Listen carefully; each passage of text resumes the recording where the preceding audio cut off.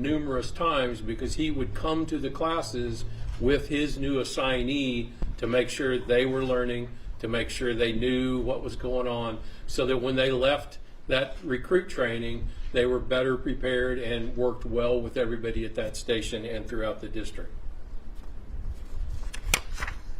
We'll give you some timeline on our incident Saturday in which he died. We were dispatched at 1:45 p.m. It was reported as a fast-moving half-acre field fire at 610 Northeast MM Highway, which carries a Knob Nostra address. At 1:57, Captain Collett arrived on the scene. He was in the general area at the time of the call, so he stopped at the scene to give us a size up and tell us what was going on. He established command and then set out on foot to start suppressing the back side of the fire line, which is a more safe position to be in, so you're not in the direction that the fire is traveling. The first brush unit got there at 2 p.m. and once they got down through the smoke, they found him. He had collapsed on the edge of the fire scene. They started CPR roughly at 2 o'clock. They administered 3 different shocks through our AED and continued doing CPR. The first EMS unit arrived on scene at 2:18. That was the Johnson County Ambulance District, and they also then participated in the resuscitation attempts. Life flight was called. They landed nearby. Their personnel also assisted. At 3:03, they declared him as having died. So roughly about an hour's worth of resuscitation efforts, and they all worked very well together and just were not able to resuscitate him in the end. This is the first line of duty death in the 46-year history of this fire district. It is something that has kind of shaken us to our core throughout. We are working on that, working through that process. The determination of the cause, we visited again with the owner to kind of confirm what had happened, and in talking to him, this thing started out very innocently as a controlled burn. He was trying to clear out a fence row so he could put in some new fence. He had actually done the right things. He had mowed a fire break on the tall field side of the fence so that he thought he was probably covered. Unfortunately, shortly after he started the fire, the winds picked back up. And it just blew it across his fire break much faster than he could keep up with it, and then he called for help. Something that we want everybody to understand, again, I said this started out innocently and it ended tragically. What we all need to understand as citizens, whether you're in town, you're in the county, wherever, no matter where you're at in the state of Missouri right now, we are suffering from extremely dry conditions. And right now we seem to be having many days of high winds. Those two things with low humidity is just the perfect storm to have things like this that get out of hand so quickly. So we issue that plea to our citizens. We understand it's getting to be spring, you want to clean up your property from the winter debris, we get that. But we really are pleading that people do not do burns until this weather breaks. We get moisture. And I know we all talk about, we just had that nice big blizzardy snowstorm, and we thought, wow, we got a lot of moisture. If you go outside at home, walk through your yard, it's going to crunch under your feet. And that's where it is. All the pastures, all the fields are that same way. So please, one message to take away from this whole incident is don't burn during these conditions. Okay? Any questions I could answer? Yes, sir. Was there a determination on the fire yet? Yeah, the owner said it intentionally. He was trying to burn out a fence row. Yeah. Anybody else? First off, I just want to offer my condolences. But secondly, I mean, can you just kind of tell me about the impact this has on such a tight-knit community, such a tight-knit fire protection district? Yes, ma'am. Not only are we a family here as a fire district, we're about 122 people in this district. We pretty much all know each other, and through our training and through various joint exercises, we work together a lot. So we do become very much a family.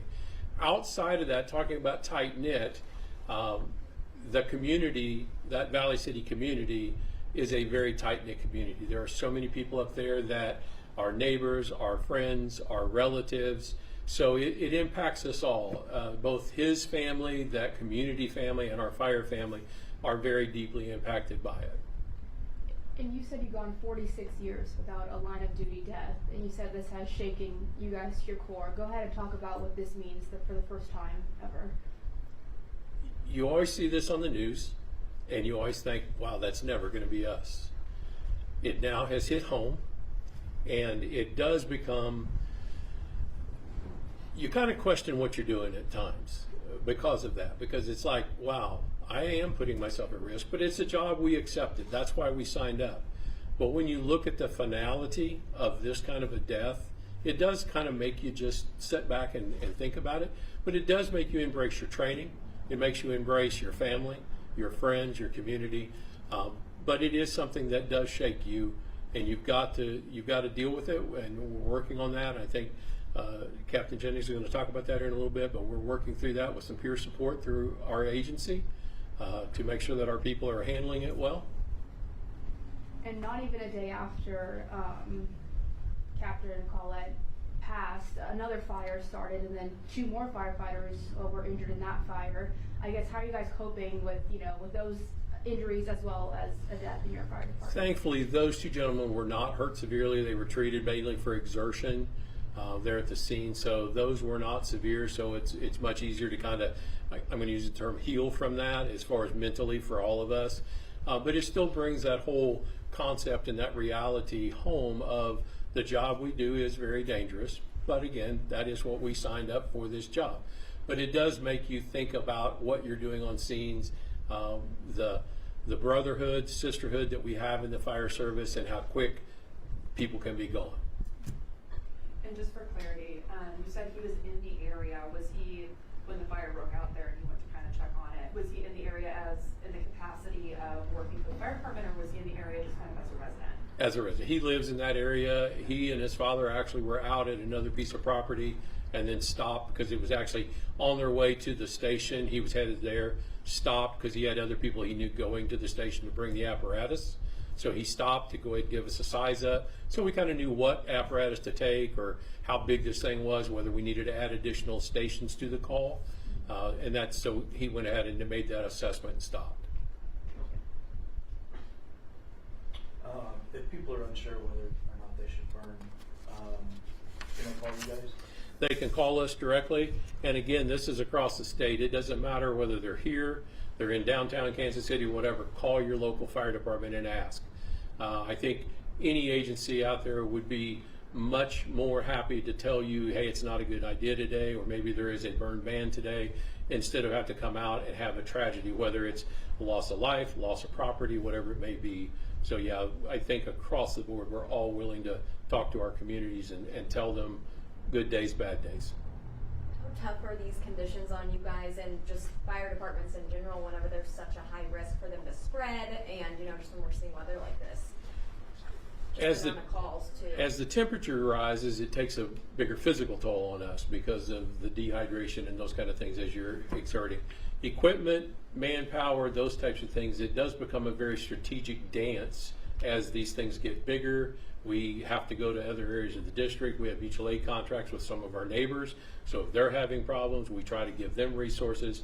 So it is kind of a taxing issue. It's a very orchestrated event to make sure that you've got enough coverage in the right places. Any indication of a cause of death? No, I don't know that yet. Do you have a timeline, I guess? You guys might know. No, it's in the hands of the coroner, so that once they have something, they can release. Okay, thank you all. So I just want to provide a little bit of information about some support that is occurring and has been occurring for our personnel and for our agency. It just so happened the night of this incident, the Johnson County Volunteer Fire Auxiliary, which is an organization within the county that provides support to the majority of our fire agencies at scenes of long incidents, bringing drinks and food to help support the firefighters. They have an annual event that is fundraising that supports their funding to be able to come and do that. And they were actually having their event Saturday night. And Vernon was a huge supporter of that, and he was going to be there Saturday, and it was very important to him. So that was the beginning of the support. Is the district went there still, and we began the healing Saturday night together at that event. So we began there Saturday night together. We also have a peer support group here within the district. We have a peer support county-wide group that is available as well. We also utilized a team to come in and do a debriefing with the personnel that were at the scene. That also involved bringing in therapy dogs that came to that debriefing.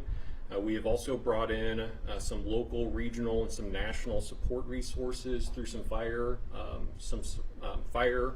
agencies and some fire resources that support mental health, and chief officers and command officers that have been through similar situations. The Missouri Fire Service Funeral Assistance Team is on site with us and has been since Saturday night. If you see in the back of our parking lot, the trailer is here full of equipment to assist with the services, and we will actually have more of that team actually start arriving throughout the rest of the week to continue helping us plan. Supporting Heroes is a nonprofit foundation that's actually on site with us, continuing to assist. And then we put this out in a release yesterday about any monetary support that's intended for Captain Collett's family. We are accepting that here at the fire district, and then we can provide that to his family on anybody's behalf. And then some funeral details, and all of this has been developed just this morning. And as I said, we will put this information out later this evening.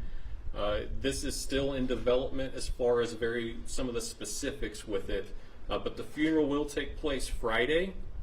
The fire service and family escort will begin at 9:30 a.m. from Sweeney Phillips and Holdren Funeral Home here in Warrensburg. The route for that is still to be determined. It will go from Warrensburg to the Heartland Church, which is located at 777 Northeast 23 Highway, which is a Knob Noster address. So that is north of Knob Noster on 23 Highway. The visitation will begin at 10 a.m. The funeral will begin at 11 a.m. Following the funeral, there will be a graveside service at the Mount Zion Church and Cemetery in Dunksburg. That graveside service is going to be closed to family, friends, and then our fire district, and that is due to space. It's a very small area with very limited resources as far as parking and traffic goes. But the service itself is open for people to come and mourn with us. The service at the church will include full firefighter honors, and the ceremony will include those honors at the church.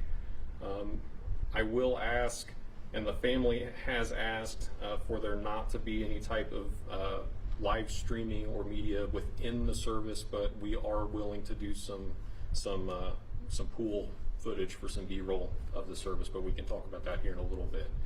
The family has also still requested privacy, so we do ask that you still continue to honor that.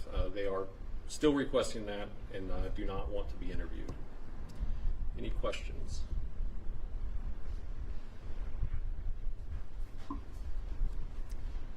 Perfect. I appreciate it.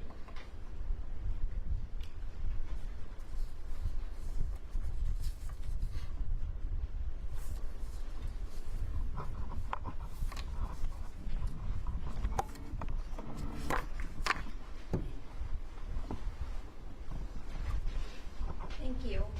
Thank you all.